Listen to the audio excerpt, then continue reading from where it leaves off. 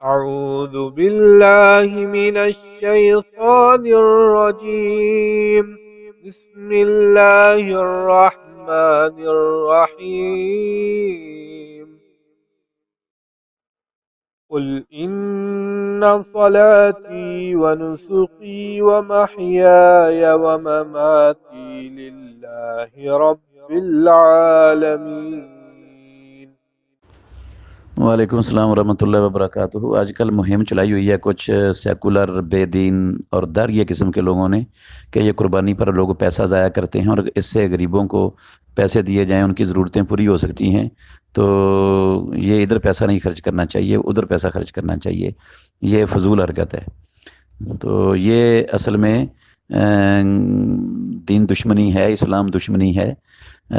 بے شمار فضول رسمیں ہیں ہمارے معاشرے میں جو لوگ کرتے ہیں، اور ان کے اوپر کروڑوں روپے خرچ کرنے سے جو ہے نا وہ غریبوں مسکینوں کا خیال ان کو نہیں آتا۔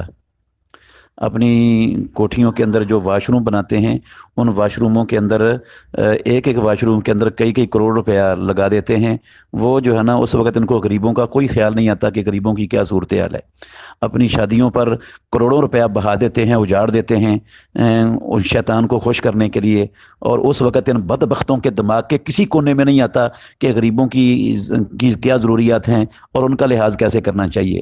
اسی طرح کوئی مر جاتا ہے تو اس کے پیچھے ہندوؤں کی رسموں کو زندہ کرنے کے لیے وہ لاکھوں روپیہ برباد کر دیتے ہیں، اس وقت بھی خیال نہیں آتا کہ غریبوں مسکینوں اور یتیموں اور بیواؤں اور بیماروں کے ساتھ جو ہے نا ان کی کیا ضروریات ہیں، ان کی ضروریات ہمیں پوری کرنی چاہیے۔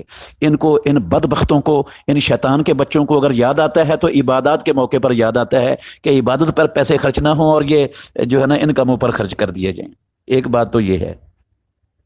دوسری بات یہ ہے کہ رسول اللہ صلی اللہ علیہ وسلم اور صحابہ شدید تنگ دستی کی حالت میں مدینہ طیبہ کے اندر انہوں نے زندگی بسر کی ہے۔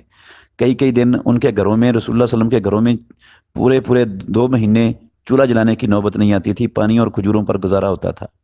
صحابہ کے پاس کھانے کے لیے کئی دن کچھ نہیں ہوتا تھا، تو اللہ کے نبی نے اس کے باوجود 10 سال تک مدینہ میں قربانی کی ہے۔ کبھی جو ہے نا اس کمزور معاشی حالت کے کو بہانہ بنا کر لوگوں کے اوپر پیسہ خرچ کرنے کی ضرورت کو مقدم نہیں کیا، بلکہ اسلام کے اس شعیرے کو، اسلام کی سلامت نشانی اور پہچان کو آپ نے سر انجام دیا ہے۔